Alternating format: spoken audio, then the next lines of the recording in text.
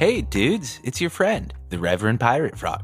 Come join me in the circle with my bearded brother, Howlingbuds, the poet laureate himself, Stoney Alpinist, and of course, the better half of Frapple and my friend, Johnny Apple. Pass to the left and let's have some fucking fun.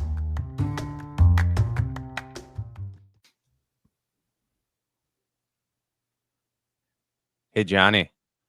Yeah. You know how I constantly try and get us to record a Thanksgiving episode since inception of this podcast. Don't shake your head. Do not shake your head. You will take me seriously on this one. God damn Over 100. Over 100 episodes I have tried to put together a Thanksgiving episode. And finally, after so much, I don't want to say so much failure because we tried like twice and then it didn't work out. So we released a Christmas episode, I think, in one of them.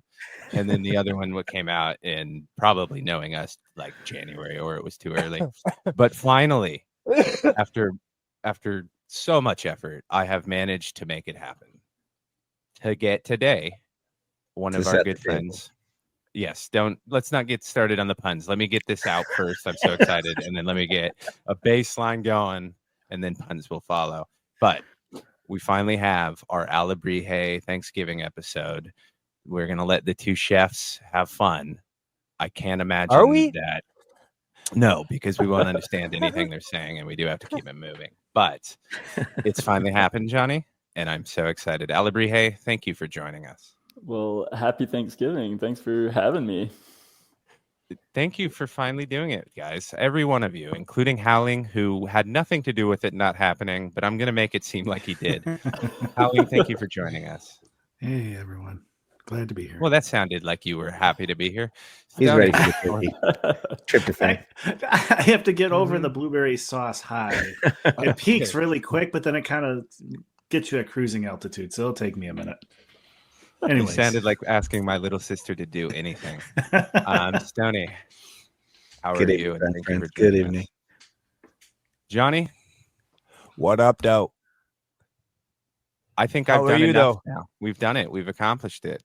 Do you want to take over? Okay. Yeah, I want to have some turkey, some mashed potatoes, some mac and cheese, and some green bean casserole. And then pretty much I don't give a fuck. So happy Thanksgiving, everybody. I didn't know it was a Thanksgiving episode, or I would have found a way out of it. Technically, it's not coming out on Thanksgiving.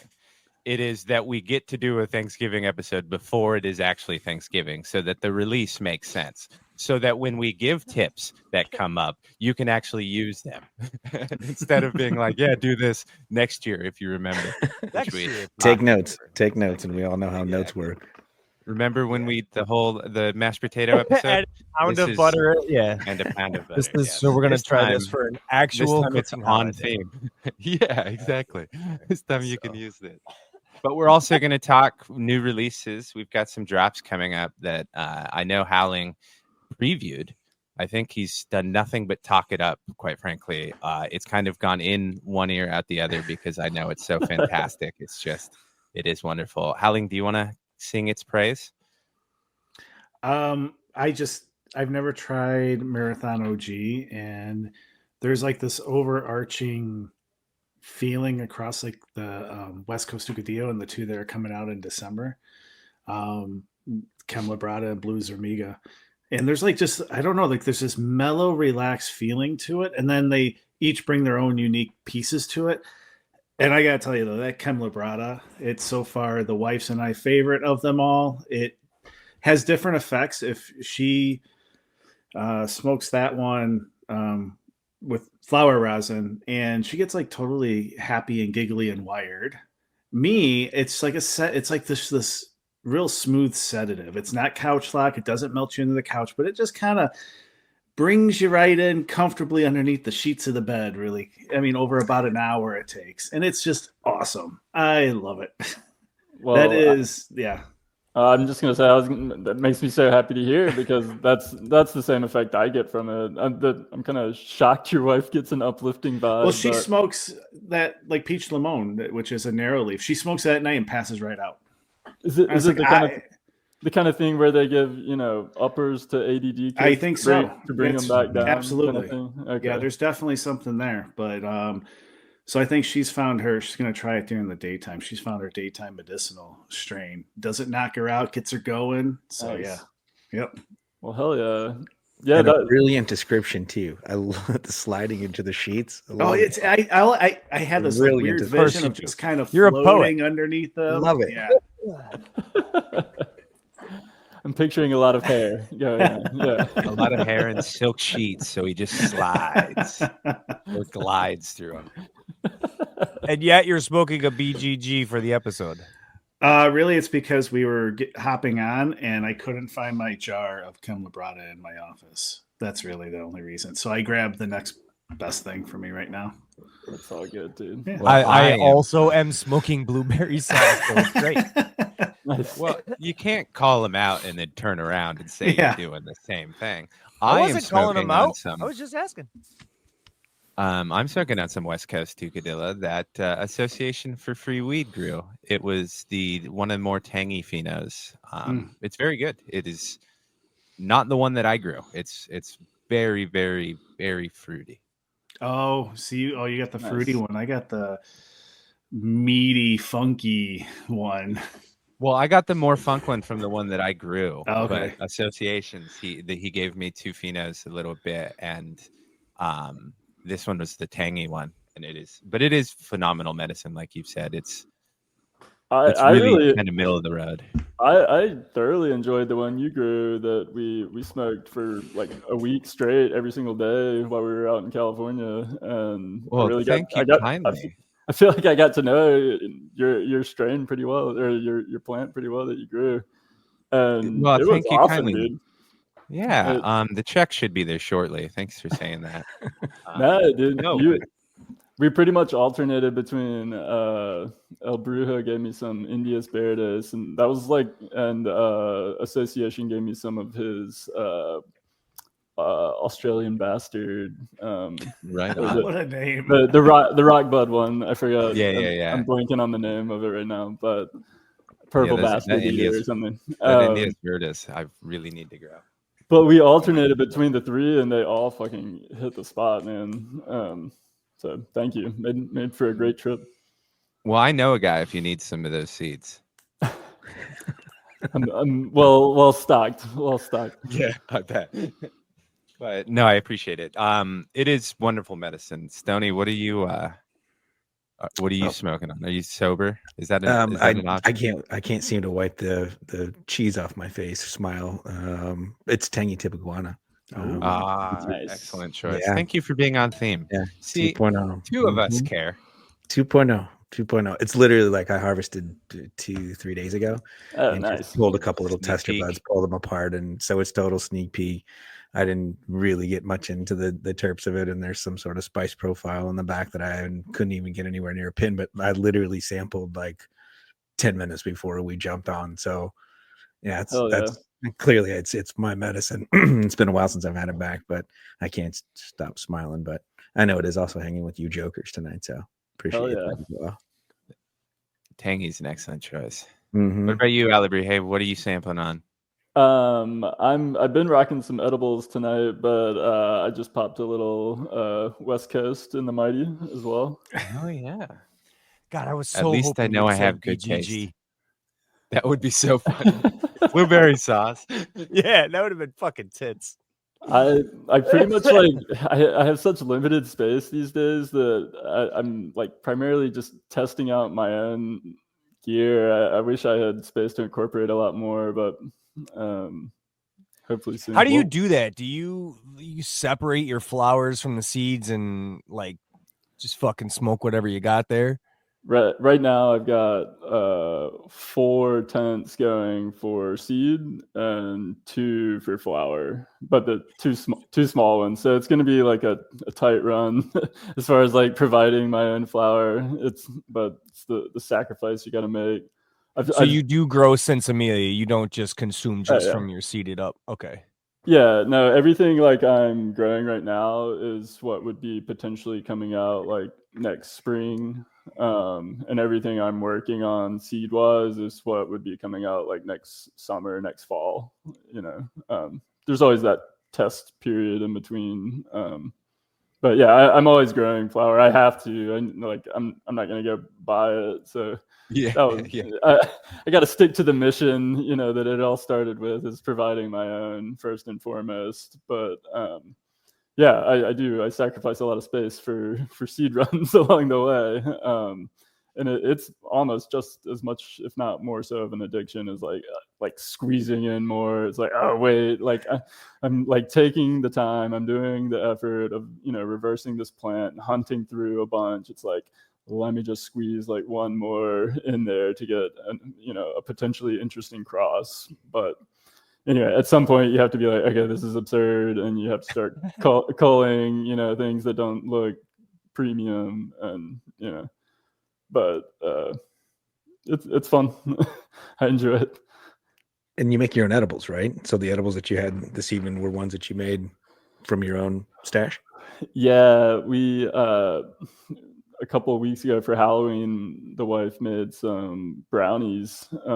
I just made some infused butter, and she made brownies with it, and it like really hit the spot and kind of inspired us to go for some edibles again. And it had been a while I haven't since had a good brownie in so long. And we were talking, it was like there was something different about having a baked good versus like the gummies and things that don't go through that like second heating process, that they don't hit quite the same. And so anyway, I made another big batch of butter, and we decided to just make some shortbread cookies. We were just trying to make something like quick, easy, like minimal sugar, and they've been like hitting the spot every night. They've reducing a ton of inflammation. I often have some lower back pains, and they've been doing wonders for that, and been sleeping like a baby lately. So yeah, I'm back on the edibles train, and it's just reducing the amount that I'm like vaping or smoking. So it's always good to kind of like bounce back and forth between the two. And it balances when you talk about balance, it creates so much more time of effectiveness, right? Because you get when you smoke, there's the like 30, 45 minute kind of titration period where it wears itself out, and you take the edibles. It actually changes to a different form of THC. 11-hydroxy is when it passes through the liver. It's right, and it's a completely different format where it's not the normal, herb P can go back down. It can be erratic and go up and down, and have little swings, and it's definitely more inconsistent. But I think it's always nice hitting each part of your system too, right? Like if you just change around, it's like if you introduce a new strain into your rotation, right? It's just constantly getting different cannabinoids. I can't speak tonight. Forgive me. Cannabinoids. Yeah, but it's also the same as if you're primarily intaking it through vaping or smoking, and then all of a sudden, if you're able to process it through your liver, you're able to hit your body that way. It's always a benefit. It's definitely a form of a tolerance break. You can kind of mitigate either side. And if you don't want to, as soon as I start having edibles 3-4 days in a row, like by day 4, it's definitely not feeling like the same effects as it was on day 1. So, it's good to use both back and forth to like keep a balanced system. If you're like a very like, heavy user, like I think we all are. Well, besides you, Howling. The baked goods are something I think is I've always been fascinated with too, because everything started from the brownie. Everyone remembers, at least a generation wise, that the brownie was there and that was the only edible. And then gummies came all about. And now, there's so many gummies all over the market. It seems to kind of dominate it. And the delivery system of it gets into your system a little bit easier. The tinctures are ways to get there as well through edibles. But baked goods, I think, are something that you process. It takes a little bit longer to process in general because you've got the flour and the sugar in there. And so just digesting it takes a little bit longer than getting a pure dosage of it from a gummy that dissolves in your stomach, right? Most of these gels that they're using now are starch bases and gel base that break down pretty quickly and get into your stomach lining. And once it gets into your intestine, that's how it can get into your liver. So that's why some people may take an hour to 2 hour, if you've got a slow digestive system, some people metabolize really fast. If you're on an empty stomach and you haven't eaten anything all day long and you fire a gummy down, you're probably going to get the effects in a very rapid sense. But if you've got a full stomach, it may take a while. Baked goods help to slow that down too, you know? That's where I've been eating. It takes an hour. For me, it Every doesn't time I take had an a hour. brownie. Oh, every time with a brownie, it took me like a fucking hour for it to kick in. See, I've been eating the cookie like right before dinner, and then when you eat on top of that, and it's kind of like all going through the digestive system at once, and you have more fat going on in there. You're getting like a better bioavailability. I mean, that's why in general you're told to like take your medications with a meal. You'll get more of the compounds through into your system, and it can fluctuate a lot. Generally, with edibles, you're only getting like 4 to 20% of the actual like THC makes it all the way unless through you're to your me, and bloodstream. then you get 250%. Yeah, Howling gets perfect dosing every time. Is it hypersensitivity, or is there a more technical name for it? I always forget. You got me. It could be. I mean, it's a fair usage of the term hypersensitive to it. So you're overly sensitive to it. Some people the way he digests it is different fundamentally, isn't it? Yeah, it's a matter of some enzymes, and there's of course a lot of things going on in there, and different bodies are going to process in different ways. You brought up a really great point around the fat and bioavailability with the fat, because all of that helps the body to get it into the system. It's a carrier of it. And that's ultimately how to take you back to that cookie that you started off with, shortbread, very meaning of short, meaning high in fat. It's just enough flour to basically hold it together in a sense, do it right. But take me back to your butter, because I think that there's probably a lot of people out there that are listening tonight or this morning, wherever they are, that when we say butter, like there's a lot of different versions. So curious about yours. Take me back to yours. Yeah, I did just a standard like flour infusion for this one, where I just decarboxylated my flour. And I have a little machine. It's called an Ardent Nova, I believe it's called.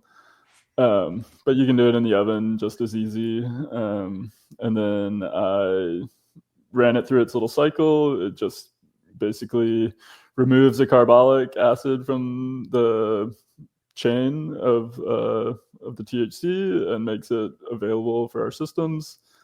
And then I put it in a mason jar I used 10 grams of flour, and I did a half pound of butter.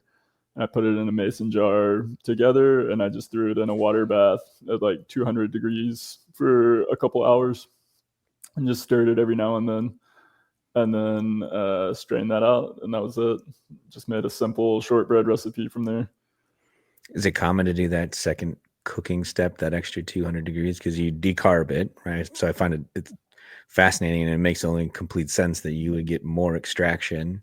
I think you're just getting... I think in general we're like under decarbing it, and I think even my device probably isn't fully doing it. So you're getting some there, you're getting some in the infusion, and then you're getting more out of like baking the cookie or the brownie, and it's just been hitting way better than any gummy I've had in the last several years, anything else. So it had been a while since I'd done actually like baked goods, and I'm realizing that there's more to it. Mm-hmm. My wife's noticed it. Like, I'll make RSO, and so there's the decarb step, so it's already heating it up. But then when I make RSO, I decarb first, and then I will do the extraction and reducing. And that's sometimes what only people will do, is that last step, and they'll do it for long enough that it does decarbing as well. But I do the double decarbing, and my RSO can knock my wife out so much easier than like the dispo stuff. There is something to like doing it a little bit more. Absolutely. Yeah, and I guess the input material makes a difference as well, depending on how much, what strains you're putting in there, what was their THC, CBD percentage, etc. My RSO that I've had a batch I made last year, and it's still rocking, and it like is super groggy for me. I had like 3 capsules, so I don't even know what the dosing was the other night, and like woke up in the middle. It didn't even hit me for hours, and like woke up in the middle of the night, like my mouth is completely dry. I was like spinning. I was like, "What the fuck?" Oh, no. And then I like went right back to sleep and woke up kind of groggy. But yeah, it like hit me so hard, but like not in the same way, in like a very like sleepy, groggy way, you know. That I've had that happen where I took a couple little bits of RSO, didn't feel anything, and then woke up the next morning like it all just hit me.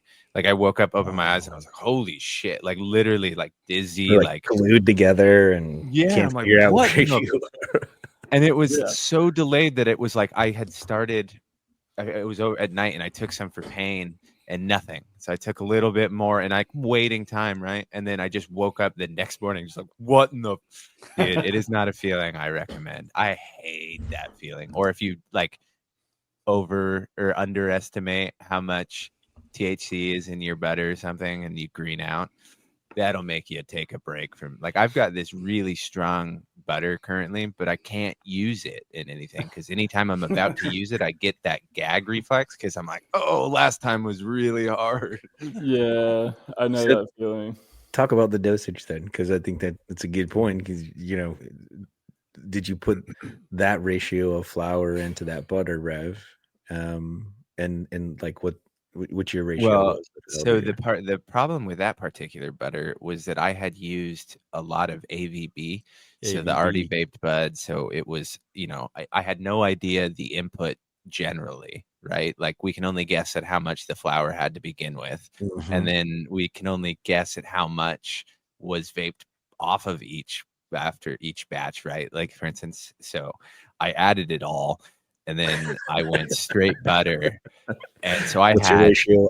All. yeah, it was my ratio was all like I went really heavy because the time before I had gotten a new vape or something and it was a lot weaker. And so I was like, man, I need to like quadruple this. And it was a mistake because I still have probably 2 of the pint mason jars full of this stuff. And I'm like, man, it's going to take me a long time because I used to add it to my, if I was like woke up, if I had a day off or something, I would make a cup of coffee. I very rarely drink coffee, but I would make a cup of coffee and I would take a large spoon and plop in some of that oil, that butter, let it melt, and I'd enjoy my coffee early in the morning. But it's really tough now because I'll go to do that and like I'll just start being like, last time was, like a visceral reaction to it. And so I'm like, I gotta make something else, or because it is very strong. The taste is atrocious because could AVP use- is terrible. Just use less. That is not an option, my friend. That would require proper dosing. That's And not a- I haven't that's not in a proper 35 recipe. years. I haven't All learned how to and do some. it. I'm not going to start now. I used all the weed in some butter. Far Yeah. too shaky for that. Yeah. Quite frankly, like I tell most people, the reasons I grow organics is because I make too many mistakes, right? Like I'll just, I poured too much. So if I'm using a salt, I'll just kill all my plants very quickly. Like how much nitrogen did you give them? I accidentally poured half the bottle. Oops. So I have to always limit my mistakes. So that's why Howling, there's no less or more dosage. There's just whatever I can manage to flip in there is what happens. Risky game with the edibles for sure. Yeah, So maybe it's just hoping my boss fires me, just what is he gonna do? What's your recipe then? I'm curious. So Alebrije. I did like 10 grams of flour for a half pound of butter, which I, let's say just for math's sake that like it was 10% THC, the flour, then 10 grams would have a total of 100 milligrams of THC, and then you can kind of divide from there. But I usually just sort of ballpark it because I don't actually know the dose of my flour, and but that works for me and makes like a pretty strong butter. 10 grams to a half pound of butter is pretty like solid. Right on. and for a How brownie, worried? Sorry, how worried do you get about the taste of like can of butter when you're? Because I imagine as a chef, you know you don't want it to destroy the dish and that you're trying to infuse if you're cooking for other people, but you also want it to be fairly potent. Yeah, I mean, I have like a super high tolerance for bitter flavors. So when it's like something just for me, it can retain the taste and it's okay. Just this Yeah. week, I made some infused eggnog, and it's like definitely on the herbal side, but like I enjoyed it, and it actually kind of mellowed out after a day or two. But yeah, if I'm trying to like not have a lot of plant matter and flavor going on, and I just use like keef, dry sift. I usually do my Right on. trimming over a trim bin and just get excessive amounts of it. So that's a good one for just like having potency without the flavor. So then, how do you dose that? So you had the 10 grams. How do to you half decarb pound. it? God, that's hard. I decarb it the same way, but you put it in like a little pouch of aluminum foil. And then put that, like Brilliant. if you're doing it the oven method, you would put that inside maybe another pouch of aluminum foil. You don't really want any like contact with the surface, especially with keef is so like dry and small already, it's gonna scorch. So you kind of want to insulate it with a couple layers, a couple packets, and then I would put that inside like a ceramic baking dish with a lid, and I would do, there's a spectrum of temperatures you can look up online, but I would shoot for the lower end of the temperatures and maybe do a longer decarb.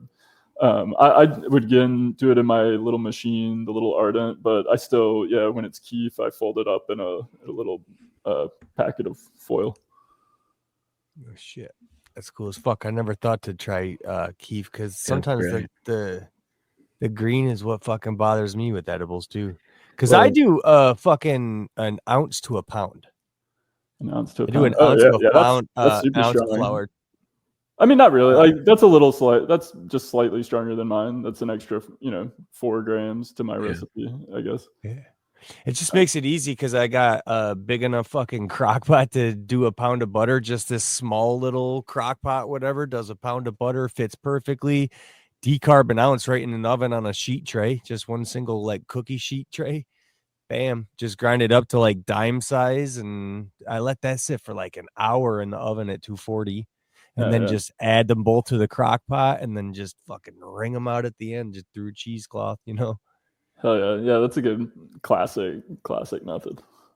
And then just easy to remember, 1-to-1. Yeah. And usually, like to your point, like for the flavor, Johnny, it's normally baked into a brownie, right? And there's bunches of sugar and chocolate and all these other things. Then a lot of times, we're all stoners, so we add like chips and chocolates and drizzles and all sorts of shit because we're stonies. But I think that's probably why it naturally just made its way into that sort of. Everyone always had brownies as edibles because of that green flavor that comes about. I actually really I'll sample edibles in very small amounts to where I know it really won't do anything and I don't want it to. I just want to taste the product. But brownie, like chocolate and cannabis, for me, go so good together. I don't mind it in the brownies. Like I can get by it in the brownies. But sometimes like when it's heavy and like a fucking like a chocolate chip cookie or something, it's like I could have done without the weed in that one. What's tough is when it's really, really herbal and it's in the coffee and you just get that really like you add too much and now you're just getting that oil every time you drink a cup of coffee. You're like, man, I don't want to dump this out, but why am I? It got so bad, I kid you not, that I had a cup of water and I was like chasing this coffee after drinking the water because I was like, I don't want to waste it. I got to figure out how to infuse honey because that would be much better in the coffee. Just a fucking drizzle of honey.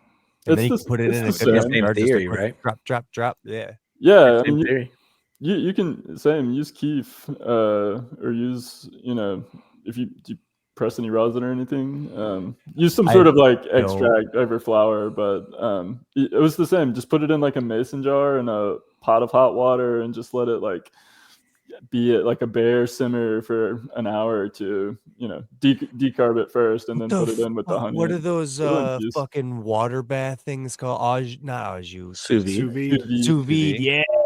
Doing it that way would be fucking tits for like a concentrate. That's actually one of the things I was thinking about is because you can get that level of temperature for a long period of time. I use one for the RSO. That's what I use for my infusions most of the time. Yeah. Yeah, But I it's mean, delicious. Especially just, with the Keith, it putting would it make in a lot of crock sense. pot, But right? You put it just in a as crock pot easy if in you, like a mason yeah, jar. totally. It's Great Just as point. easy doing it that way, or Yeah. you can just monitor. Like if you don't have either of those things, you can literally just put it in a pot of water on the stove and just like monitor it. Just like keep it just below a simmer and just top it up as it evaporates away. You know, there's a lot of methods, but yeah, like I like the hot water bath in a mason jar, whatever your heating source is. And I mean, there are, if you want to try and add flavor to it, there are things that you can add to it without adding moisture or anything. So you can add peels.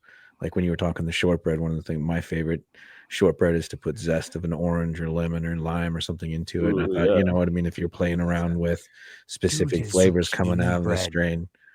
Yeah, I like a little chai spice on mine. Yeah. Like a nice one. And all of those kind of have interchange and Chai interplay. sounds Like so nice.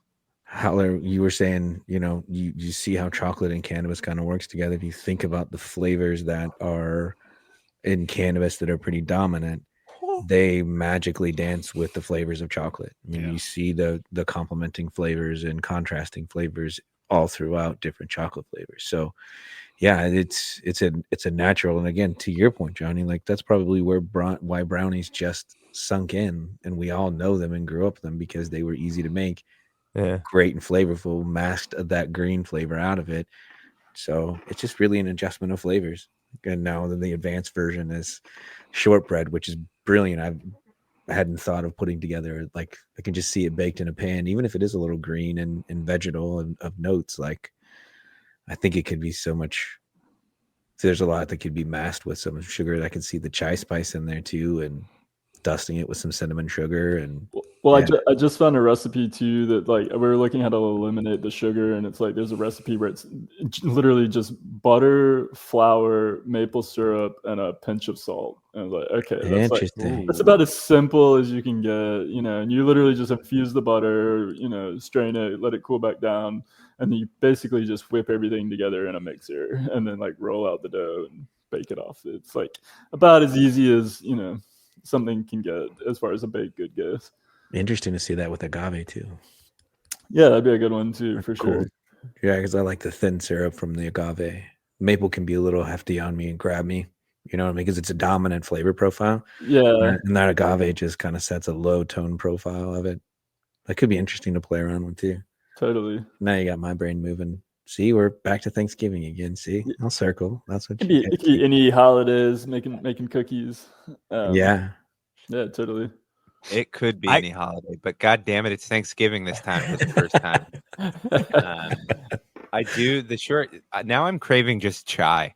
Chai spiced shortbread cookies sound so nice. Well, a chai with cannabis butter in it. Brilliant. Oh, dude. Yeah. Good. The richness of it, because I think that's the thing with most All right, people guys. with Adios. coffee. I'll see you guys later. Because to me, like getting that oil slick, I almost feel like if I was going to do a butter, I'd want to like do it in a steamed milk or something like that to get it It'd be a way kind to of hide frothy the oil a little sure, bit. Yeah. So that I don't get that slick. Because occasionally, like I've gotten some really good, you know, heavy cream that I'll put in that's, you know, local, and you'll get those fat beads that come up towards the top, and there is that buttery sip, you know, you take that first slurp of it because it's too hot and you get all of that. So that was the slurp that I envisioned you taking, Rev, and sitting there looking and choking it down. I was like, oh god. Yeah, it's that right at the surface. You're like, yeah. And it's either that or you take a drink and it coats your lip. So yeah, that's the worst with the stash too, because then I'm like pushing it aside. Like, no, because it's always so hot that you take the littlest bit and you're just like, oh, sweet mother of goodness. Yeah, that's pretty much all the cannabis butter that's in my coffee right there. Yeah, exactly. That's why next time I'll just melt it and chug it. Go back in a to chai, like pour it back and forth, get it all milky and dispersed in it. Yeah, it could be really cool. Mm-hmm. Nice. I take my can of butter intravenously. Will you have any other edible or any other infused products for your turkey day? Anyone thinking about that? Yeah, I usually make like an infused pumpkin pie. I usually like do two, one infused and one not. Especially like in the years since I quit drinking, it's always like a nice way to kind of like cap off the meal when we used to, you know, used to have a drink or some bourbon or something, but now we're eating pumpkin pie, getting fucked up. Hell yeah. Way better. And usually, Pumpkin pie? Is it really pumpkin pie though? No, Be of course honest. not. He's lying to us. Butternut I want squash. everybody in the audience to know that he's lying to you.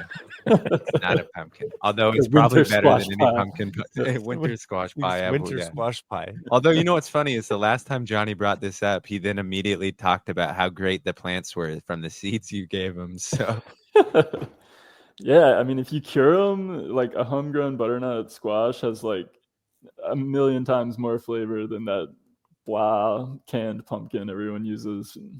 It's night and day difference. Don't you in the insult pie. 152 yet? Don't you dare. Nah, 152. We haven't tried. We Flavorful. haven't tried her yet. I don't know. It probably packs a lot of water to get to 152 pounds of it. It did. It did. It sucked up a lot of water. But what just fucking happened? Oh, that was my own hand. That's fucking scared me. You said when you cure a butternut squash, how do you cure it? I mean, you just ideally you plant them early enough in the season where you get like where you're harvesting by August or whatnot, and you just store it in like a hot area, like your garage or a storage place, and you just leave it for 10 days, couple weeks, and you're basically just sort of letting off Ripening. Excess water like on the surface, just sort of letting it dry out, increasing the sugar content so it just like holds up and stores better. Too much water in them and they'll tend to like can get little rotten spots. They won't hold through the winter. I literally like I'll have butternut sit on my countertop the entire year. They're there as I'm planting butternut the next year. We get tired of them sometimes. You make pies and soup and sometimes just like roast it, but beyond that, like it can get a little boring. We chopped most of it up and just froze it. Most of it is all up. It got cubed right up and just thrown right in the freezer. It's like that. Well, we vacuum sealed it and threw it right in the freezer, but it was like that. Yeah, because it's going to be the same thing. It's going to be pie or soup. Are you gonna just like compost or ferment the big old 152, or what are you gonna try to do? I have not even thought about it. I actually went out in the yard and looked. I was like, oh shit, it got frostbite pretty bad. I should probably actually go and get them seeds. And yeah, that's all I've done. I've just only thought about it. I'm like, fuck, I have no idea. I was like, I had no idea. That's why I didn't even carve it. I wanted to carve it so bad. And I was just like, I don't even know where to fucking start. It's fucking huge. You could make a shit ton of bucket loads of FPE if you wanted to.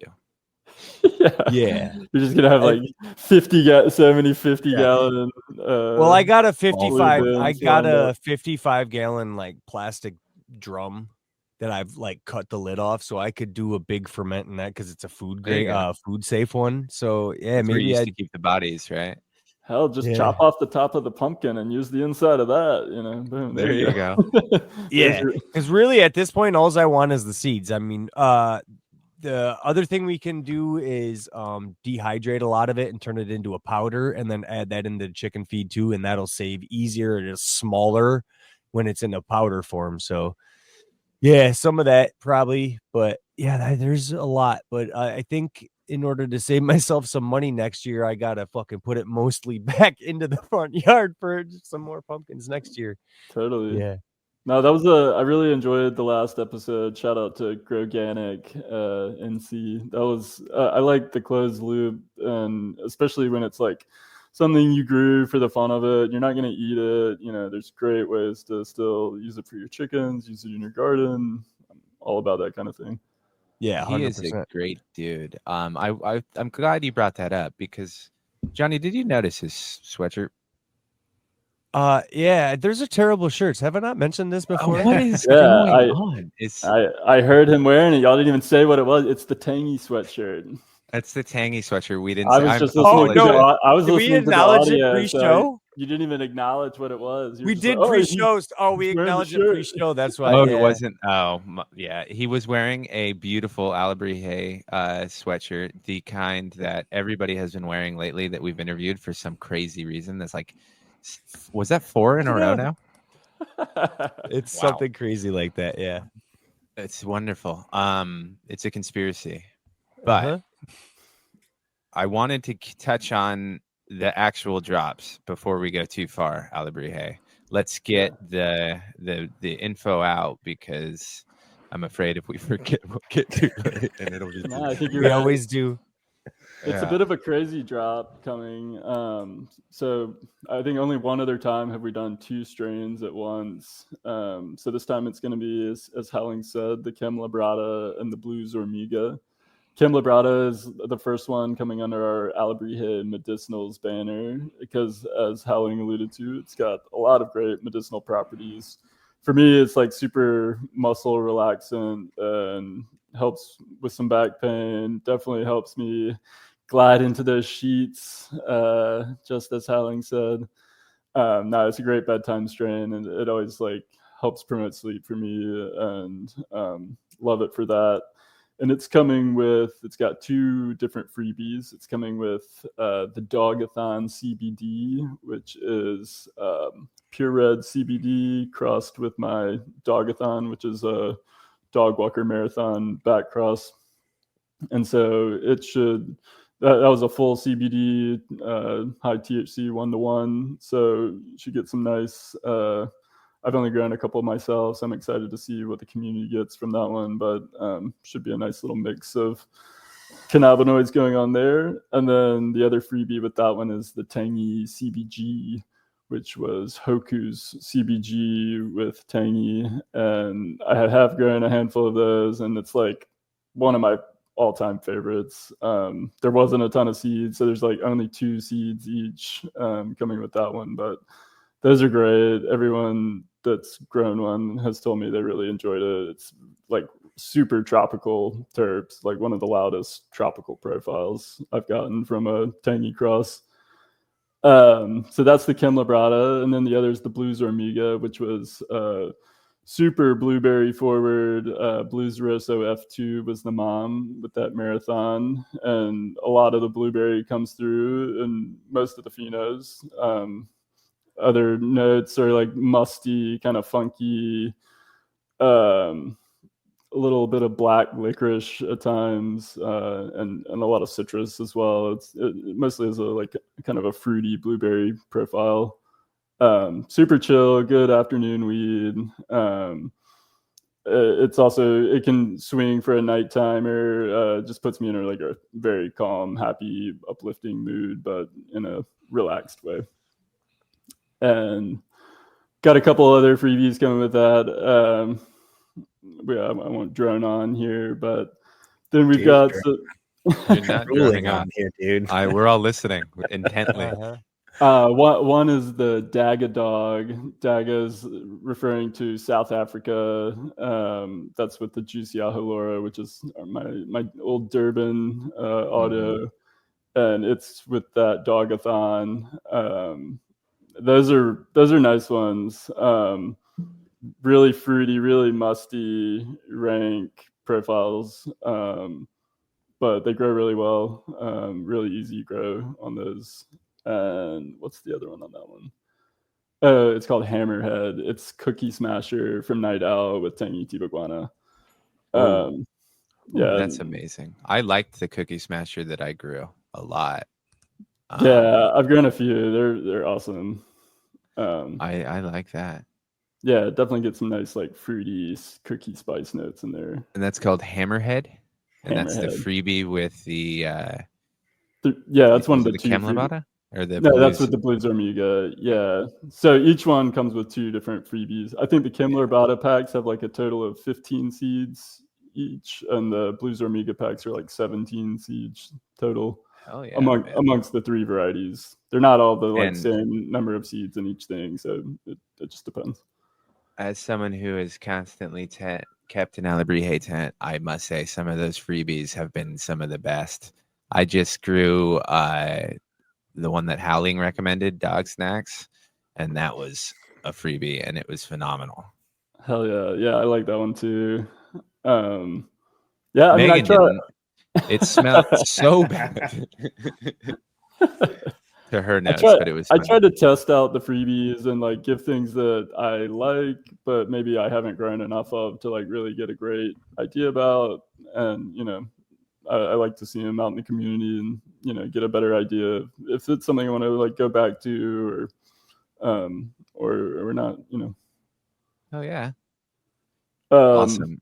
So also coming in the drop, we got a little bit of merch. We've got some actually like this same Tangy logo is coming on some T-shirts, and Sweet. then I got a few more Tangy glass pipes made from David James Glass, and and the wife, of course, my wife Alebrije Ceramics made 30 mugs, which has really been fun for her to do those. This is the third year in a row at the holidays, and it's been fun to watch her progress in her pottery skills, and they get better every year and every round, and she refines them a little more. And yeah, this round is the best ones yet. So yeah, She does amazing work.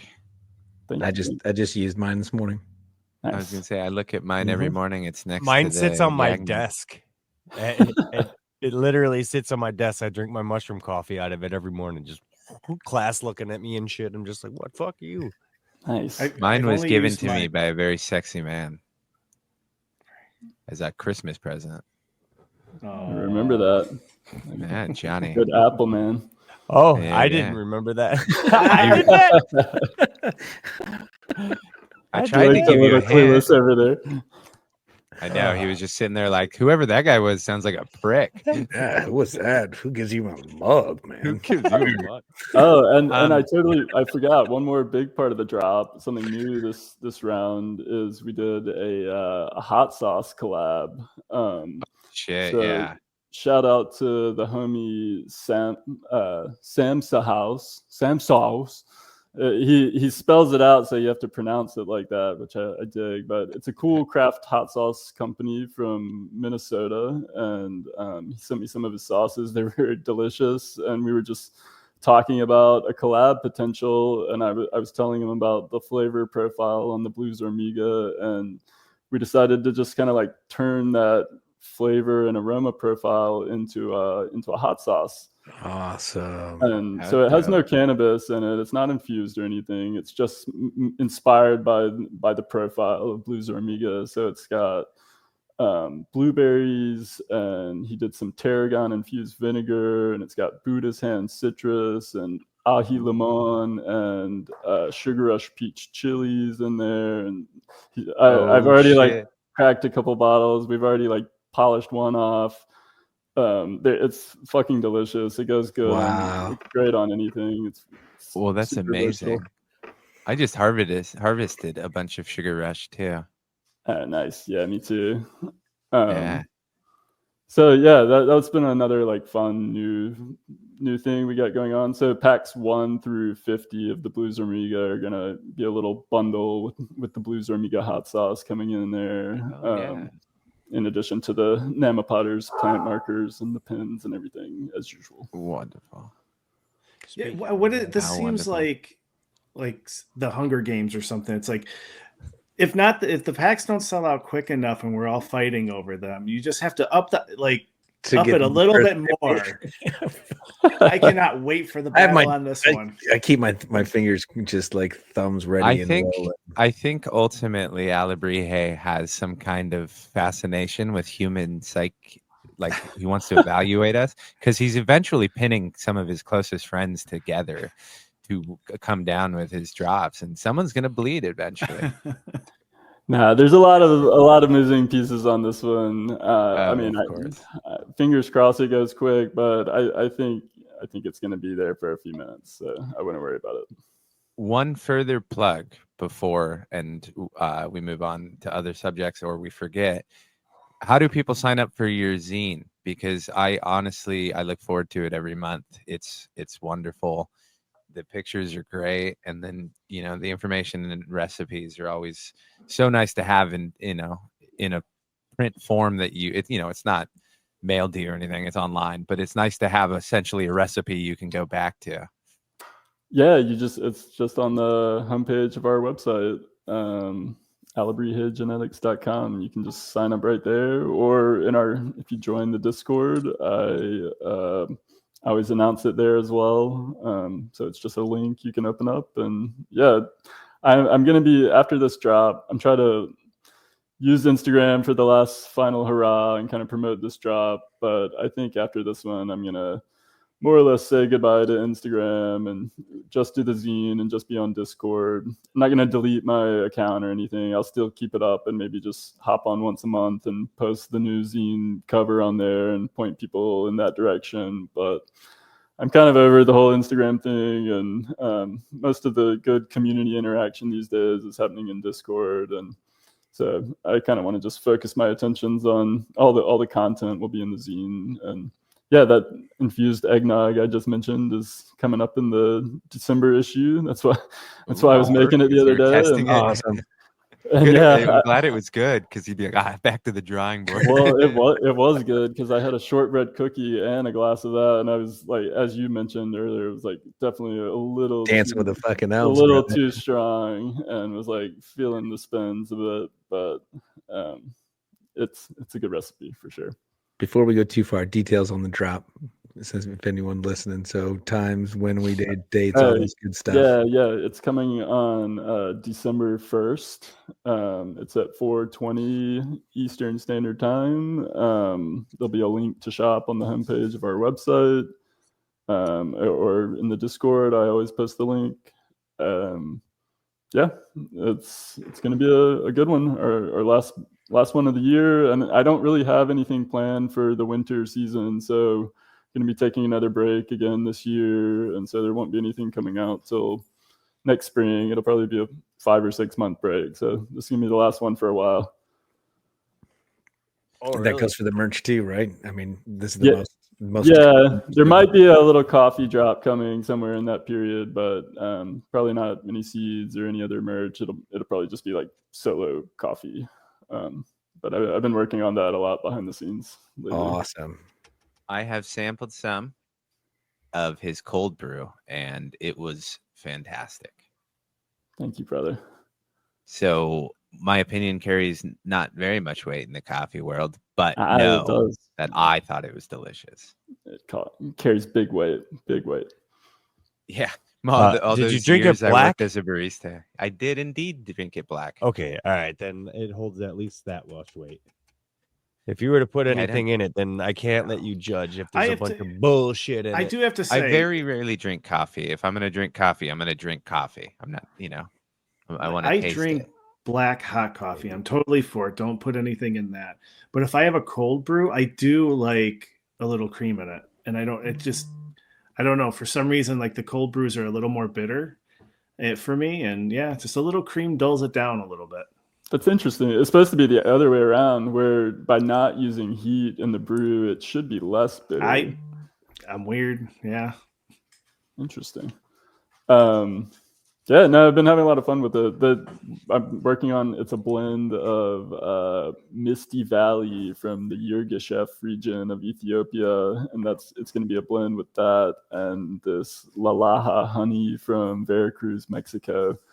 And one brings a lot of fruity, funky, fermenty flavors, and the other is more of like a good, rich baseline with more like chocolate and kind of caramel notes. And so they kind of balance each other out really well. I love a chocolate caramel note. Oh my god, that's my best. Oh yeah. It's got like a nice, when you combine them, it's got like a really nice complex range, and it works well from pour over, brew, drip, espresso. What do you got? 1 pound, like a 1 pound roaster? It can do 1.2 kilos. But that's actually what I'm working on, and what the really hard part is like, as I'm test roasting all these things, I'm doing like 100 and 200 gram batches, and just the variation from like switching from 100 gram to a 200 gram, it like throws all your parameters off, and you definitely have to like work to figure out how to dial back in that same curve that you were looking for in the roast. So being able to actually like scale up to where I'm able to use, being roasting a kilo or 1.2 kilos at a time is I don't want to like fuck up a batch and like waste that much Right. coffee. Right. I'm not like a huge roaster, so you know I've got like about 100 pounds of green beans on hand between like 3 or 4 different types. But you know, that's a big loss for me at home to like waste that much. So I'm like slowly, gradually like trying to figure out how to scale it but keep my same like flavor profile I'm looking for. But it's What's your sense in favorite? rushing it, yeah. What's your favorite way of taking coffee? I'm an espresso guy. Is my preferred method, but I kind of like I'll make espresso and then I'll make, instead of doing a milk based latte, I just like put water with butter and some collagen, and then I just steam that all together, and the collagen helps the butter sort of just emulsify, and it's just like a rich buttery cream, and then I just pour that on top of the espresso. And it's sort of like a mock fast where I don't really eat much solid food throughout most of the day, but I just sort of like feed on butter, liquid butter. So I'm getting plenty of calories, but I feel full, but I just sort of like cruise through the day like that. And then late afternoon, I'll start, you know, snacking on some fruit or, you know, some eggs or whatever. But yeah, so I'm an espresso guy. Butter I know espresso guy. I know where all the butter goes that Stoney's upselling now. I eat like a pound of butter a week, pretty much. I'm sorry, I hate to say it, but this episode is sponsored by butter. Alebrije butter coming soon to us. I mean, it's your Thanksgiving episode. What else would we? Hey, man. What we talking about? It's very funny. I literally worked as a barista in high school for a place called Dietrich's Coffee, and one of my favorites was the Americano, which was the espresso with just hot water, because I like espresso a lot. But we would have to test the espresso every hour, right? Make sure everything's going smooth. So I drank a lot of shots of espresso working there, and you can really burn out real quick. Yeah. That's why I don't consume much coffee nowadays, because I'm good. It's the same like when you start growing and you have a big surplus and you notice yourself start smoking a lot more weed. It's definitely the same. And you start roasting a bunch of coffees and you have like that 10 different jars on hand of all these like different profiles. Like, yeah, I found myself having 3 or 4 double shots in a day, and like, no, my anxiety is like getting out of control. So actually, I got a really nice decaf is one I'm working on as well. So I can just like make different, you know, mixed ratios with decaf and not have it get too out of control. So yeah, I agree. A little goes a long way in the coffee front. I find anything it's best in just moderation. I'm trying to get back down to just like 1 coffee a day, like maybe 1 edibles a day, 2 puffs or something. I don't know. I'm an all or nothing guy. I've always been like, whatever I like, I use it a lot. Yeah, it's not the best. I think that's why we have had a similar issue in the past, brother. Yeah. Definitely. I often find that if I'm left, it's like you always wonder, it's like, man, I went through my stash a little faster there, and it's like, oh, that's because I had 2 days off and I had nothing else to do, so I was just smoking like crazy because I could. Yeah, it's not the best, but what are you gonna do? There's worse things you could be doing, right? That's true. Yeah, definitely. And I've done them, so yeah, exactly. Good to be on the right side now. That's right. Like Howling, just over there chiefing all day, every day. It's crazy. That's me. Going through pounds a week. We really do got to send him to rehab. I can't grow enough. We'll do a fundraiser to get Howling to rehab. That would be funny. I smoke a joint a week. Howling's got to start going now to supply the whole Chicago pop-up next year. So there we go. That's the plan. It's okay for him to build up a surplus right now. Well, I kid you not, he does have to house me, so he's got to have enough to deal with my ass for a weekend, which is just you. We're tax all on anybody. I know, but I meant specifically for me because I'm going to be staying at his house smoking his surplus. Like whatever you guys do, that's fine. I'm not leaving that house because he keeps talking about having the same shit in his head stash like a year later, and it's driving me crazy. I was just Padre smoking walked out like, see ya. Yeah, exactly. That's my plan. Oh yeah. No, I'm excited. The Chicago pop-up is definitely on my list of things that I'm trying to get accomplished, especially in the new year. We're shooting for September, right? And we haven't narrowed down a date. Obviously, it's far in advance, but I figured it's, you know, Alebrije's 3rd birthday, Yag's 3rd birthday. Didn't we all land in September? yeah. I think so. So And in Yag tradition, we'll piggyback off of you as long as we can, buddy. You're more you than throw welcome. the party, Yag will show up with stickers and go, "Yep, it's our birthday." You're more than welcome. I wouldn't have it any other way. We are one, whether you like it or not. I'm your honored. forever sponsor. Yeah, that's right. That's right.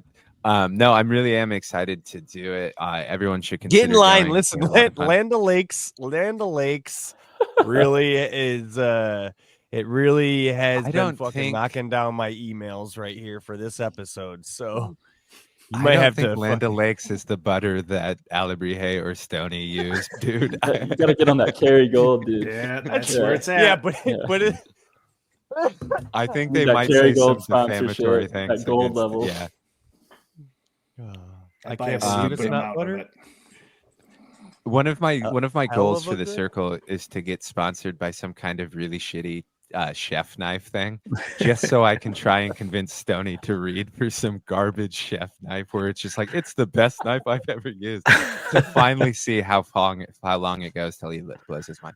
Kidding, of course. But I don't know. Speaking of my chefs, I have some questions that you might be able to help with. The first one is, what do you think during Thanksgiving is one of the most common mistakes that people make that is easy to avoid? Or what are some tips that you can kind of throw out to help people cook in their Thanksgiving meals that you think are often overlooked? Go for it, Stoney. First one I think is, and it maybe just a little bit of an opener, is no one ever really, I guess everyone underestimates the cooking times of things, and trying to get it to all come out at the same time, that you really have to jockey your oven pretty well. And, you know, there's like this point where everyone kind of walks in the door and they're like, oh, can I just heat this up? Can I just pop this in the oven for a little while? Or you're in and out of your oven and you lose heat on it. So like, you really got to keep your timing, get creative with what you heat up when. And, you know, like everyone tries to have the turkey come out and be the final thing. I mean, it really needs to rest for like half an hour to 45 minutes before it should be carved. So, you know, don't try and jam everything out at the same time. Scale yourself and figure out what you can hold warm, what you can like quick warm up in a microwave or pop underneath the drawer, underneath the in the oven. Just like find warm spots that you can do things. So that's my first big tip, and that's honestly one of the things that I constantly work on at every Thanksgiving I've ever done for my entire life. You know, it's just making sure that everything comes out at the right time is probably the most difficult. No, that's totally, I agree. That's really key, is timing everything. And I'm 100% with you. I think you want the turkey to come out 30 to 40 minutes before you're sitting down at the table, get that nice rest period. And that's the time when you reheat and flash heat everything else that needs to be hot. I like having a lot of room temp dishes on the table. It just makes life easier. Yeah, I think timing's pretty crucial. That's a good point. Anything stovetop too, like that you can just warm up and pour, and you just have to get creative with it. And key with that turkey is the rest. It gives you the juiciness that you're looking for, allows everything the juices to go back into it, and quite frankly gives everyone a chance to look at your beauty, you know, let it marvel a little bit hanging out. So yeah, that's at least a good start for a tip. Hell yeah. Good butter, room temperature butter. I think that's the key for any good, because most rolls that come out on Thanksgiving time are really soft. Everyone loves those Links. yeasty. So leave your butter out. I mean, I'm pretty synonymous for pulling 2 to 3 pounds out and leaving them on the counter the night before. And that's just for general usage. Good chance I'll probably pull some more out of the refrigerator, but I'll stock up pretty solid for 10, 15 people. So, but room temperature butter for spreading things on and finishing things off is another good key too. Nice. Yeah, I agree. I usually we don't go dinner rolls. I've been doing cornbread lately the last few years, and I'll make a honey butter for it. But yeah, same deal. Hot honey. Yeah, hot honey is a good way to go. You just pop it in a little pan, and I have the butters like more or less room temperature, and then you just sort of like melt down the honey a little bit, whip up the butter until it's all like fully emulsified, and then just put it in a little serving dish, and perfect on that cornbread. Yeah. Sometimes throw a little bit of like the adobe stuff from the chipotle peppers in there, a little chipotle honey butter. Yeah. That sounds perfect. good. Not your most typical Thanksgiving flavor, but we do a mashup in our house. Were you always a mashup kind of? I struggle with I always have all the traditionals. Like every time I always tried, even as a kid, like as I was growing up and doing a bunch of research, because I started cooking Thanksgiving pretty early on, and there were so many times that I was like, oh, I want to try this and want to try that, and my family was always like, yeah, it's great, but we just love kind of our simple things. We love our traditionals, and I love them too. Like, did you always grow up with mashups, or did you stick with the traditionals growing up? No, growing up is like very traditionals. Still, like Thanksgiving wise, still mostly is. At Christmas, we do much more of like a cultural mashup, I would say. But because Thanksgiving is like an American holiday with like the set American dishes, but it's more like my tastes as a chef. I don't like things to be just so plain and standard that they're, I like to have a few little curveballs coming in there. I mean, there were years that I would do like 2 stuffings, and because I would have, and honestly, I love my stovetop because of sentimental value. But I would try and do a beautiful sausage stuffing on the side, and it always bit me in the ass because you got to jockey 2 stuffings through an oven if you want to do them properly. Yeah, I see. Like that was part of me doing the cornbread is I'll end up using part of it and make a little cornbread stuffing. So very non-traditional, but at the same time, pretty traditional. Yeah, right on. See, now I would say you got like if you want to relieve somebody's like worries and stress in the kitchen, you 2 chefs have got it all wrong. You don't put a turkey in the fucking oven. That is the worst way to cook a fucking turkey. You deep fry it? What? No. Yeah, you can deep fry it, or I have an air deep fryer, or you can do it in a trash can, or you can put it in a smoker. What is an or air you can deep fryer? The infrared ones. It's an infrared one, exactly. They're actually pretty good. It has like a little smoke chamber on the side, so it's like a fucking it's a oilless. I'm sorry, an oilless fucking air fryer, and it connects to your propane tank, and it fucking man, that thing is tits. Okay. I was imagining like a giant, sun tanning, or you do a trash can turkeys are the fucking and just hot air passing through it. And I'm like, I don't know how that cooks a turkey, but okay, I get it. I think the safest way to do it is probably the oven, because every fucking Thanksgiving somebody tries to deep fry a turkey in their garage, regardless of how many times. I know. But the people that are messing up aren't the people that are listening anyway, because they're the ones that are 8 deep and they're like, I can fucking do it. I know because I'm related to them. But they need to remember, do not deep fry a turkey in your garage. Wait, G3 said all you gingers weren't related. Well, we are, unfortunately. No, I've got some family in northern Utah that does some very fun things. I don't think the deep fried turkey is worth the squeeze. It seems like a lot of effort, a lot of oil, and I've had it, and it's just like it's not marginally better, than.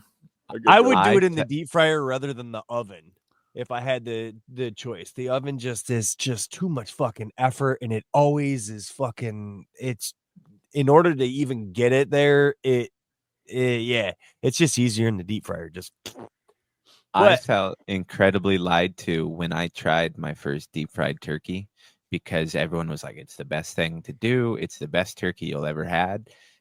And I was like, "Oh, it's most people marginally burn it when better, they do like it. at best." It just wasn't Yeah, it wasn't like Alebrije said, it wasn't worth not my the go-to. squeeze, Yeah, man.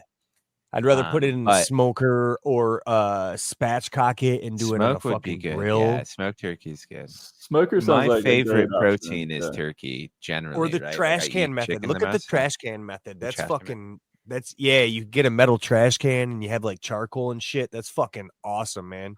It's like some Boy Scout esque shit. It's fucking and it comes out so good. Nice. Well, you Yeah. mentioned the spatchcock. I don't think That's Boy a- Scouts have a patent on cooking with charcoal, by the way. I learned on a Dutch oven, like I did too. deep cast iron pots and bacon biscuits, and yeah, I was the kid at summer camp. It was like the one kid that wanted to get the cooking merit badge and had to go work in the kitchen. I'm like, really, you want to do this? Like, no one does this. Yeah, let's do it. Here's the cast iron That's Dutch oven. funny. Go. Yeah. So, and then I was always the camp cook. So I was always, I I love was those I Dutch was ovens. the opposite. I was definitely running away from camp and the one getting in trouble for running through camp for whatever reason. I was like, "Fuck off! I'm in nature."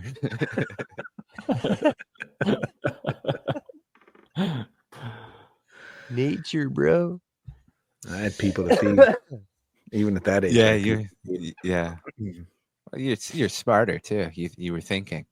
I Well, was I at got that to. age and mostly at this age too. I very rarely think, unfortunately. Well, But consider okay, so one quick question. If you wanted to be nice or you were forced to do one side dish, what would you say is the easiest side dish to bring somewhere? Like, someone's like, "Oh, just bring something." What would you do? That's pretty much the easiest low effort for all of our buddies out there. So I would do, my mom actually always makes it, but when I have lived abroad over the years and celebrate Thanksgiving with other Americans, I always try to like make this dish because it's really easy and it's the dark horse dish that doesn't seem like it would be that good, but it's always like the best dish on the table. And you would love it, Johnny, because it's Granny Smith apples and cranberries chopped up. Not the cranberries aren't chopped. It's like fresh cranberries, chopped up Granny Smith apples. You toss it in a little brown sugar, a little bit of cornstarch, and then you like layer that in a baking dish, and then it gets topped with like a crumble of pecan, oats, brown sugar, butter, some like cinnamon and spice, and then that gets layered over the top, and you bake it, and it's basically like a cobbler, like a cranberry cobbler, but with this pecan crusty buttery topping. It's so good. And it's really like, if you just follow the recipe, it's really very easy to do. Anyone can do it. So yeah, we just call it the cranberry apple thing. We don't really have a name for it, but it's Cranberry apple crumble. yeah, thing. it's like a cranberry apple crumble. It's always on our Thanksgiving table. That sounds wonderful. Man, What about you, Stoney? Salads. I mean, it would be the easy first choice, but there is another one that I do love, especially around the season, and that's corn spoon bread. It's like imagine like cream corn style with corn and cornmeal and flour, and it's baked so it's super tender. So think like a really moist brownie with a lot of butter in it, and just it's super delicious. It bakes really well. It stays really moist. So if you need to travel with it, you can heat it up in a microwave. You can take it hot and like cover it up in towels, and it's still delicious at like room temperature. It's one of my favorites. And then it's if you really want to jazz it up and add stuff on top of it, you can make little individual ones. Even the next day, it's like brown it in on the pan. It's delicious. Like it's one of my favorites. Corn spoon bread for sure. Super Hell yeah. Southern choice. You don't hear a lot of people talk about spoon bread often. I have never heard of it. Yeah. So it's meant for like a casserole. So like it was called spoon bread because you would take a spoon of it. So It's not cornbread because cornbread crumbles. Spoon bread is something that you take a scoop. It's like almost like a wet stuffing of sorts. So think it's like like a cream, wet pudding kind of almost. Yeah. but it's made of all corn. So cornmeal. There's a little bit of flour to help bind it all together, but yeah, and you saute if you do the corn, you saute the corn, then you take the cob, you take the backside of your knife and you scratch the cob. So because that's where all the starch is down underneath those kernels. So you put that all into it and you really make like true creamed corn. Because true creamed corn, like the corn starch thickens it itself. Then you add more corn back into it and butter. And then you basically add cornmeal and flour to it and get it to the right texture. And then you add an egg or two into it and then you bake it. And it souffles just a little bit. If you get it right out of the oven, like you can put cornbread in or like jalapenos in it. You can also bake a little cheddar cheese on the top of it if you like. It's one of my favorites. It's definitely. Wow. That sounds awesome. I'm gonna have to try that. Yeah. That made me think that was wonderful. I used to, when I was a kid, or not a kid, but like in high school, the very first thing I ever made, like alcohol wise, was corn cob wine, where you just like get a gallon jug and you put like 4 or 5 corn cobs in there. You top it with water and you let it ferment like 2 weeks, and you literally have. And we're going to prison. Sweet wine, yeah. Hey, you can distill your own wine as long as he doesn't put that in some kind of distiller. We're not committing any crimes. I used to, yeah. Oh yeah, no. I don't care. Who cares? But Allegedly. Howling knows all those laws by heart because he would never dare break a single rule. Never. Did you? Quick side note. Sorry, I just asked that. Did you have? Was there a ton of regulation with home brewing in Illinois, or is it fairly open like most states? It's fairly open. You like there's a limit to how many gallons you could do per year as a home brewer, but no one's you never ever have to worry like how I have to worry about like plant count or something and worry about no one ever gave a shit about how much you were brewing. It was completely open because I mean it's liquor. Liquor's good. It is. That limit is to put for selling. They don't want you producing enough to sell. Yeah. That's what that limit's for. Yeah, like if you showed up enough for you and just don't fucking sell this shit and you're not getting in trouble.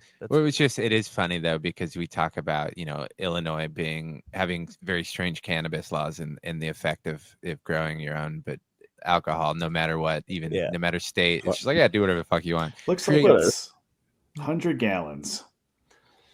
That's a fucking lot. 100 gallons of your own brew? Come on. Yeah.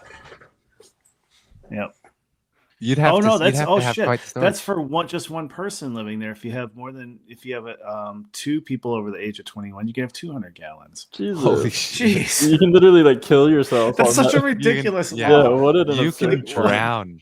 You can drown yourself quite literally in beer, but you can't have more than like 20 plants or you're going to see. I wonder if they're counting like one plant.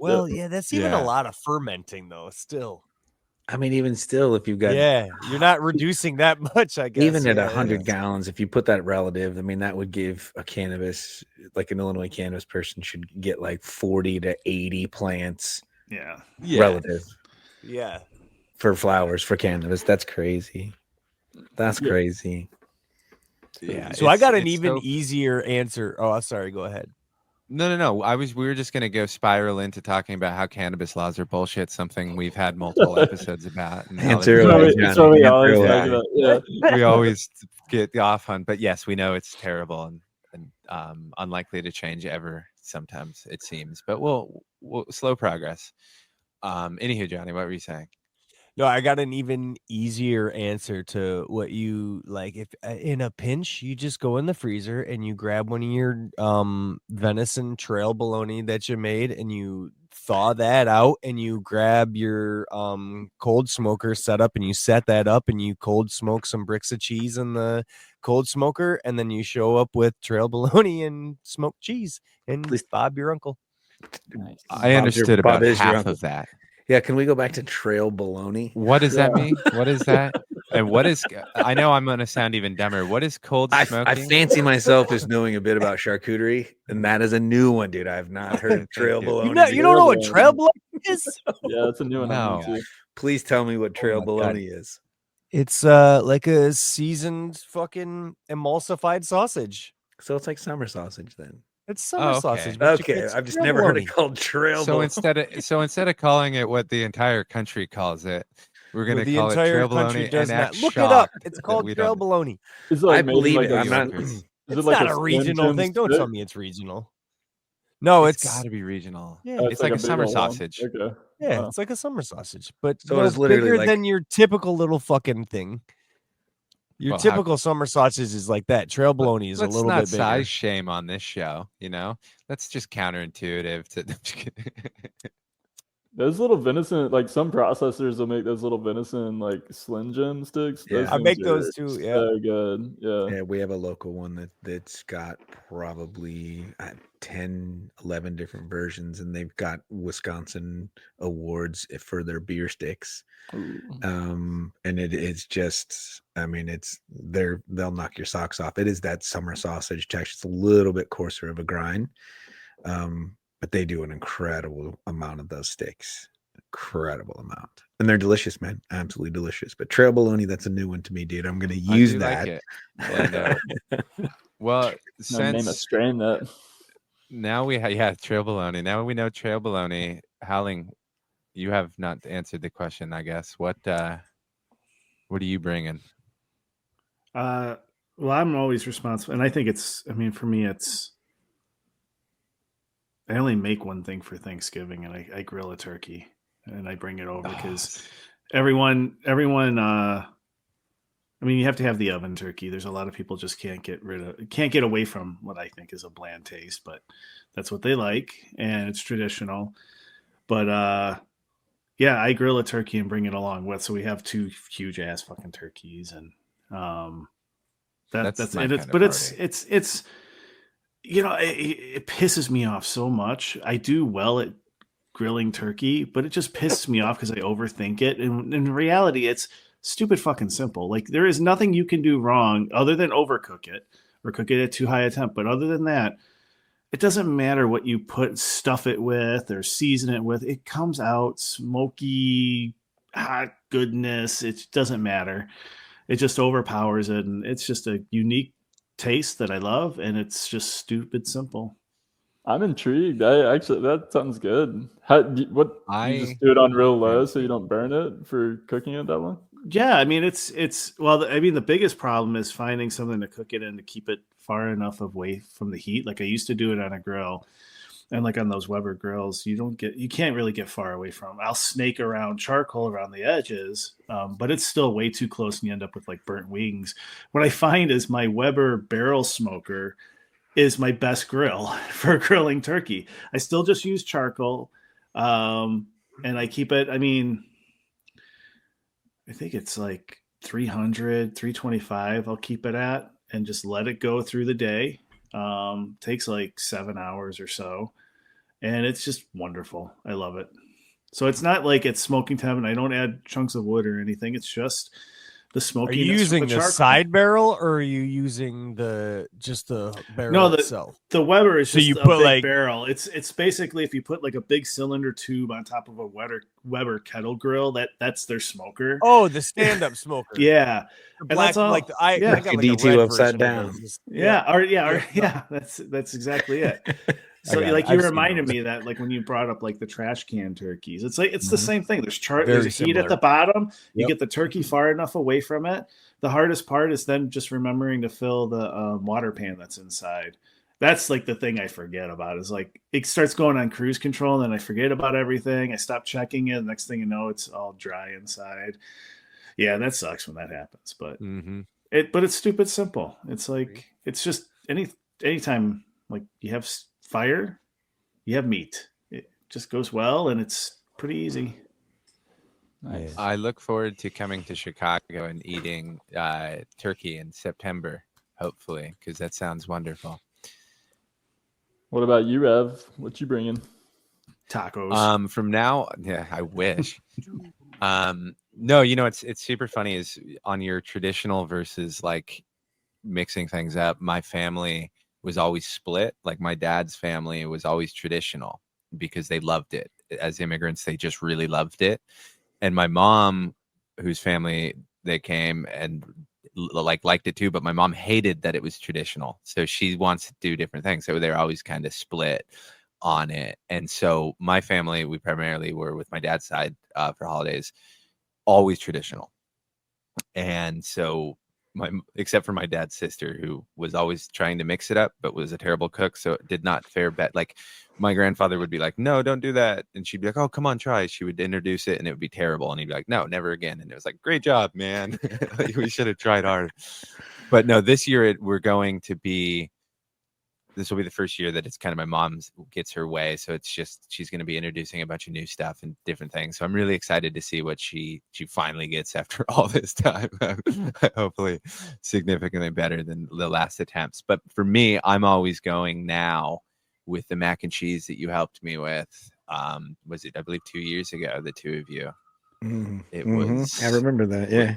Yeah. And now your both of you for signature? tips on the mac and cheese. Not my signature. I didn't make it last year because last year I was working and we didn't really have a Thanksgiving that like had time to prepare for. I was basically Thanksgiving back to work. But this year I'm doing it. So I'm very excited I have those conversations saved so I can recall that recipe.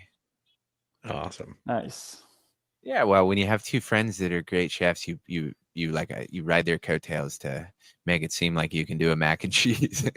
I demand a written version of this recipe. I have to like dig through some DMs, like from you years can go ago. way back, way back. I'll find it. I have it, like I said, pinned and stuff. So, but yeah, that's a nice it was menu solid. between the five of us: a grilled turkey, mac and cheese, cranberry apple bake, spoon bread, and venison sausage. Man, it sounds like my kind of Thanksgiving. I was gonna say you've Yagsgiving. assembled my Thanksgiving dream. Yeah, Yagsgiving. Hell yeah! How wonderful. That counts as my question. Look at that, guys. I asked my question early this time and didn't leave it to just chance because this episode finally happened. Before we get moving on, does anyone have anything that they wanted to touch on with Alebrije that we didn't get to? Alebrije, do you have anything that you didn't mention? No, I don't think so. Well, I'm sure if you think about it. Actually, yeah, I do. And it kind of relates to our grow along in y'all's Discord as well. But our bonsai our bonsai grow along is coming to an end, and I mean we're still about a month away, but this is the last month, so by I think it's December 20th or something, you got to have your bonsai done and submitted, and it's been fun watching them. So it's been fun seeing them in both Discords pop up, and so amazing work all around. And yeah, shout out to everybody that's been participating in all the grow alongs. It's been fun. Yeah, the talent this year is immense, and quite frankly, it's a shame because my chances are gone of ever winning that competition ever again. But I'm excited to see who ultimately wins. And I know Flam can't be bought as a judge. I've tried, so it'll be impartial. Yeah, we'll Stoney, have a good time. You as the first time winner and the last time that Yag won, you've seen him, right? Yeah, some of the talent that's out there is incredible this year. It really is. You're gonna have to get back in there and defend us someday, man. Yeah, this season didn't quite make it, but I would definitely miss it. 2025. Yeah, you're gunning for that title again. Yeah, I don't think I can take it at this point, seeing with some of the work that's on there, because everyone's improving too. Even some of the ones that I saw in the very beginning that tried, it's like you see that they're grasping styles. You see they're starting to figure out their own little style of it. Love all the pottery that people are coming up with and the different unique pots that they're in. So it's growing, man. I think it's just a continuing, like we really sparked something all those years ago. And there's, I keep seeing more and more and more and more in general too. So I think and every person that I tell and talk to about doing canna bonsai, they're always like, "Oh, that's so cool." I'm like, "You just do it on your counter. It's all the flowers. It's the best part." Yeah. So, I mean, there's people like Rev and Grateful. Like, there's people that like always have a few going on. I try to always have like one going just for fun. Oh yeah, dude. It's what it helps with is when you are impatient with when one of your seeds doesn't pop or you're fighting something and you can plant one and you're just like, okay, I'm not totally useless or something, or you have that extra seed, you put it in there instead of just wasting it, because ultimately you're just having fun. Like, never forget, this is a hobby to have fun.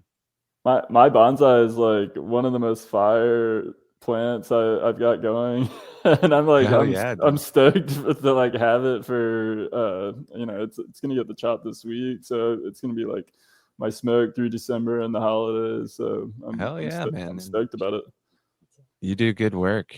I'm always impressed with the community that you've built and all the cool, talented people that you've attracted to your stuff, man. It's wonderful to be just a fly on the wall, a part of it sometimes. It's truly amazing. You guys are all a big part of it, so no, thanks to y'all. I do have another question though, for Alebrije specifically. How did you manage to sit here for an hour and a half knowing Rev is completely naked with his screen off?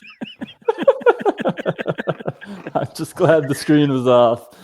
I mean, at least it wasn't backstage and he had the bar crossed in the right spot, for Christ's sakes. Do you know how much it costs to install that freaking software on this computer to auto-generate those stars?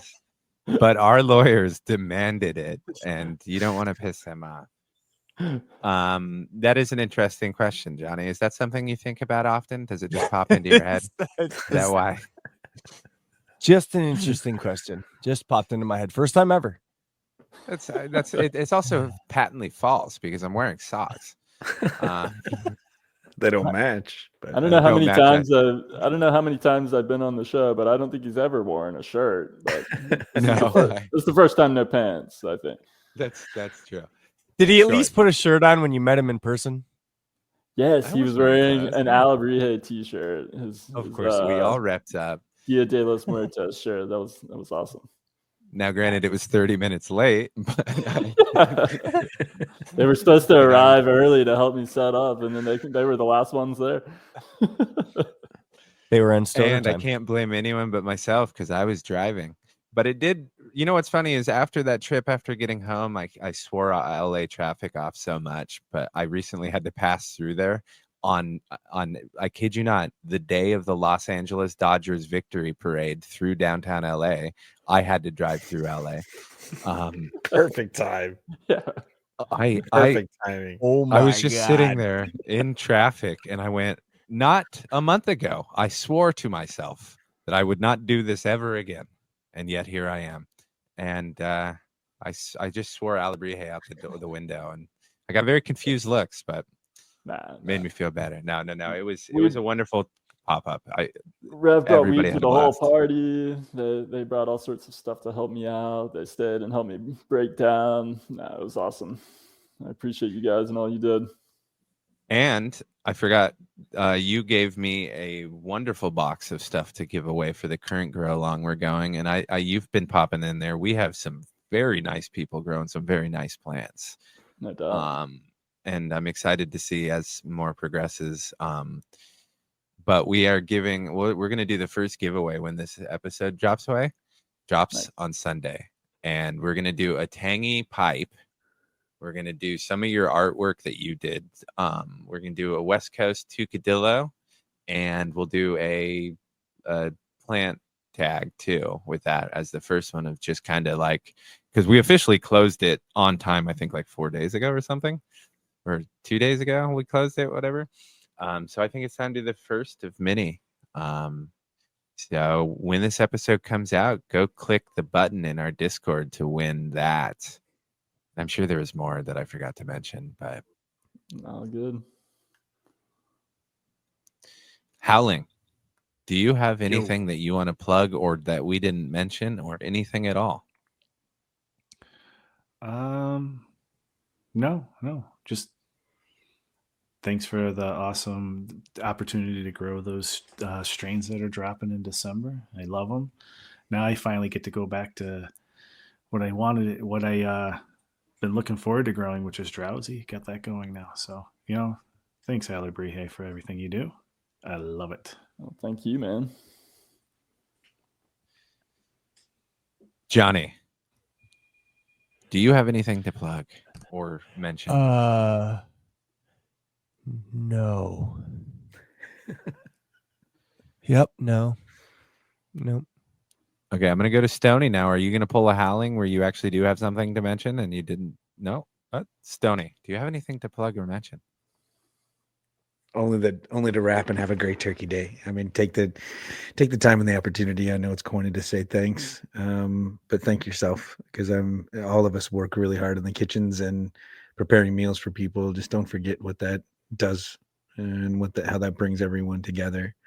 So tonight we set an awesome table with all of us. I think, Alebrije, you mentioned it. We had an incredible meal if you put together all of our dishes together in one spot for a Yags Thanksgiving. But whether it's Friendsgiving or whether it's Thanksgiving with your family, just be with the people that you want to be and be thankful that you have them and you're around them. I think that's really my key message with this one. So enjoy the turkey. Doesn't matter how dry it is. Doesn't matter how it is. The final pointer that I'll give you, any good chef will tell you this: when you put it down in front of them, it's exactly how you want it to be. You will never have it is exactly what you want in your own mind, but you tell everyone just how it is. So enjoy your meal. Be safe. Don't cut your fingers, and come back and see us, because we'll have a holiday season next. How wonderfully put. Alebrije, anything that you missed? Any closing remarks? Yeah, I mean, just riding off the Howling, I want to say thanks to the handful of people, Howling included, Pineapple Longtooth, Netty Gang, maybe a few others Netty. that tested some of these strains coming out and put them. Howling did some quarter-gallon bags and 1-gallon bags, and Netty had a crazy summer in Australia and put them through some intense heat, and so they really got challenged. And I ran them all in the summer and put them through some pretty intense challenges too. So shout out to all the guys out there testing and willing to try new things in their gardens. And also shout out to Flam. I guess this is coming out a couple days after, but he's got his first drop of the Dark Art Haze coming out. So go support him. He's a good dude. He's put a lot of time and effort into that. So shout out to him, man. Absolutely, Flam. He's a great one. And I just wanted to say, Netty's a great dude. Super appreciate it when he keeps posting all those wonderful pictures of him in Bali with these great rights and lefts. And I'm having a wonderful day at work. So you can go suck it. Thank you guys from the bottom of my heart. All 4 of you gentlemen are dear friends of mine, and I'm very thankful in the spirit of Thanksgiving for you and for anyone who takes any amount of time to listen to us Chuckle Fox talk about anything. I truly appreciate the community that we've built. I'm super thankful that all the good, talented people came in and do all the talented, cool stuff, and I get to just comment on it with my friends. It's made my life tremendously easy, and I appreciate everything about YAG. And that's all I got to say, motherfuckers. Adios, bitches. Thanks for listening, everybody. Peace. Peace.